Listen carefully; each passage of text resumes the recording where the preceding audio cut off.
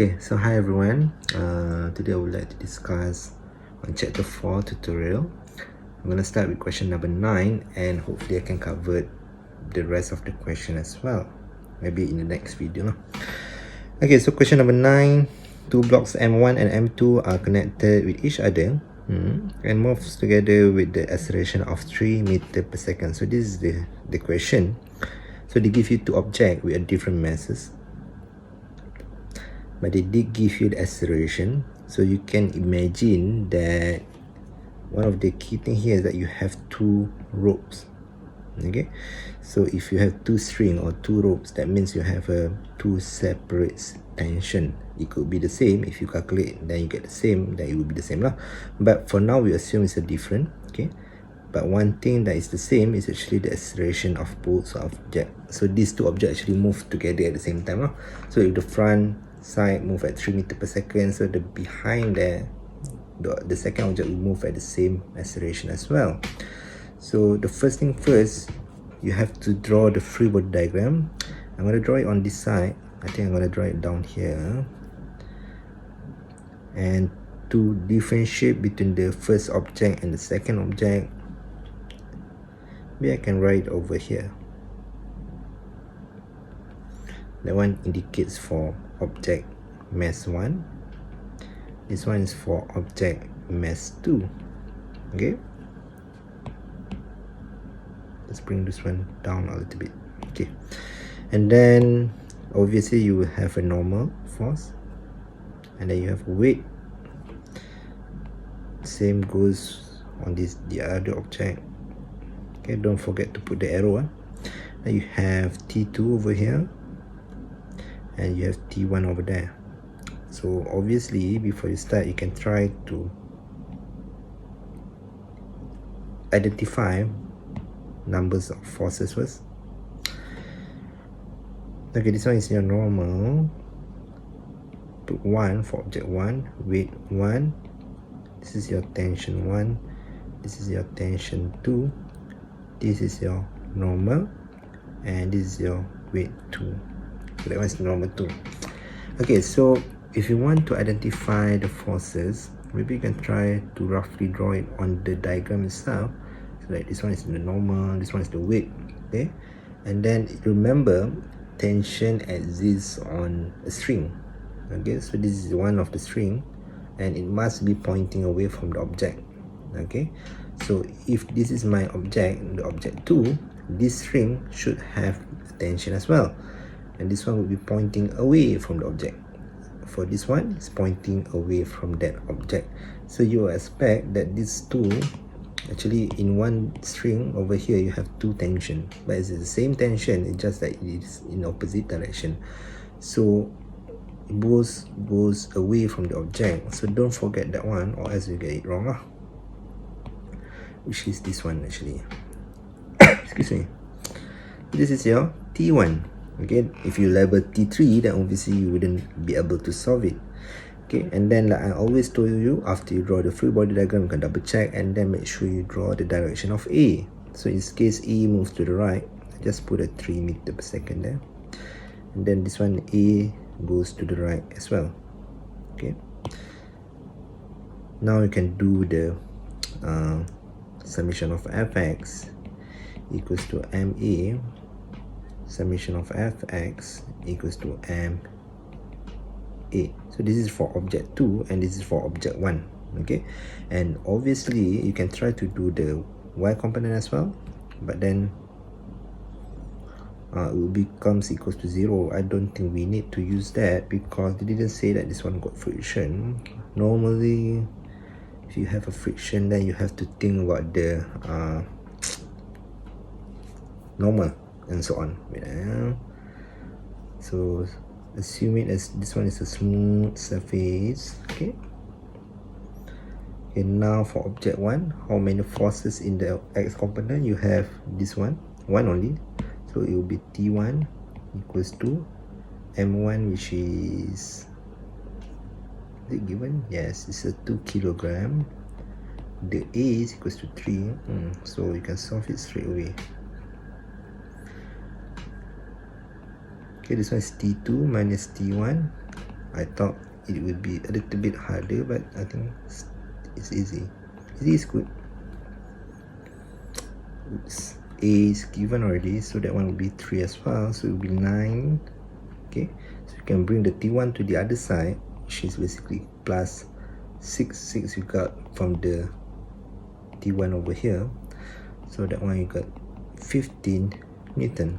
So the answer would be 6 Newton and 15 Newton.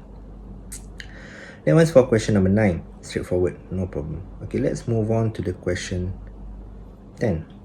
So for A, state the direction and reaction forces as this phenomenon is walking on the road. So that one's explanation, so I already write it down to save some time. So when we walk, we apply a force to the ground, and the action, it is an action force. So every time you put your feet on the ground, you will expect it has the opposite forces, which is basically the reaction force. Okay, and this is the reason why it helps you to move. So basically it push you to the front a little bit. Okay, anyway, that one is just explanation.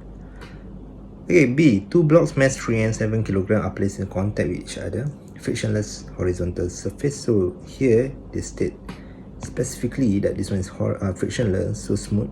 Okay, just write it down. And then a constant horizontal force F equals to 20 and is applied to the block of mass 7 kg. Determine the magnitude of the contact force between the two blocks. So basically they want you to find this force. In between the boxes, you will have action and reaction force. So they want you to find those forces. So you have normal over here, like how it should be, weight, normal and weight. This is just basic things. Okay, and then the key thing is that you have these two forces, and then obviously you have this force as well. Okay, so we try to draw the free body diagram first for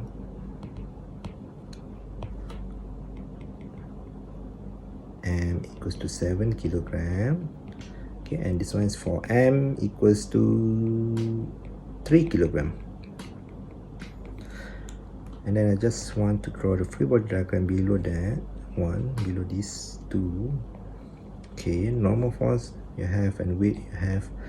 Okay, don't forget to put it as an arrow. Okay, and then you have a 20 Newton for the first object. Okay, let me do that one first. So normal 1, weight 1. So this is your F. Okay, and then you have N over here. This is N2 and weight 2. Okay, so we assume, not assume, because you have a force in that direction, so you expect to have another force in the opposite direction, right? So you'll be in this direction, and this is what we call R. Okay, just use a straight line. Okay, this is basically a reaction force. It exists because you have this force towards this object. So you expect on this surface you have one force that try to react to this force. So this is the reaction force. It is in opposite direction. I put that one as R. And at the same time I have my R over here. Okay, so I need to have one force in this direction, or else you wouldn't have this object move in that direction. So here it says, does it say that it moved? Where? Doesn't state anything, but because this is a smooth surface, okay, as long as you have a force, you expect it to move. And maybe, just maybe, we assume that it has an acceleration, because we don't really know. The question doesn't state whether it has an acceleration or not. Assume that it has, and you expect that the acceleration to be in that direction. Okay, I just assume it in that direction. Obviously the force is in that direction. So summation of Fx for object 1 is equals to M1A. Okay, so that one's for the first object, and this one is for my second object. Again, if you see carefully, I try to do this one side by side, because whenever you stop, you can always proceed with another object. So this one becomes F minus R, which is equals to M1A, Why it is F minus R? It is because my F is to the right, so it's positive. My R is negative because it is to the left. My A is to the right, so it's positive. Okay, but you don't know the values of A, so we just leave it like that. So for this one, you have R only, which is equals to M to A. So the important bits is that this one is the same force, same magnitude, but in the opposite direction. That's a key thing. Again, or else you cannot solve. So this one will be 7A, and this one will be a 3A. So you can substitute this one back inside here. Okay, so just do it step by step so that you can see clearly. So substitute, 2